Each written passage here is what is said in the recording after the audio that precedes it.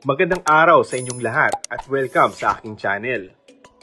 Noong December 23, ipinahiwatig ng aktor at direktor na si Coco Martin kung ano ang nakahanda para sa FPG's Batang Quiapo para sa 2024. Sa pagbisita ng FPG's Batang Quiapo cast sa Blessed Family Elderly Care at sa National Children's Hospital sa Quezon City, ikinatuwa ni Coco ang suporta ng kanilang Kapamilya Action Series sa Pinoy viewers. Natutuwa ako kasi kahit December ngayon, nakikita namin at nararamdaman namin yung suporta at pagmamahal ng mga tao, hindi bumibitiw.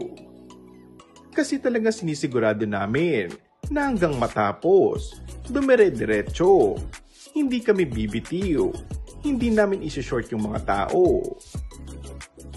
Nangako siya na mas pagagandahin pa ang konsepto at kwento para sa FPG's Batang Quiapo para sa 2024.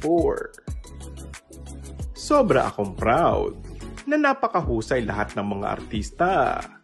Kaya yung ganda ng kwento, kahit ngayong Kapaskuhan, ngayong New Year, talagang pasabog. Kaya mas e-expect ninyo ang mga susunod na taon.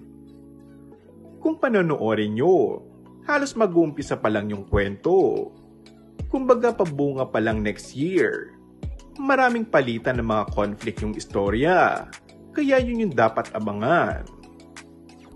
Pero tulad nga ng sabi namin, sa ang probinsyano, iikutin din namin ng buong Pilipinas at i-explore din namin ng ibang bansa para mambigyan pa ng magandang kwento ang mga Pilipino. And that's all for our today's video. Kung bago ka lang sa aking channel ay mag-subscribe at pindutin na rin ang notification bell. Maraming salamat!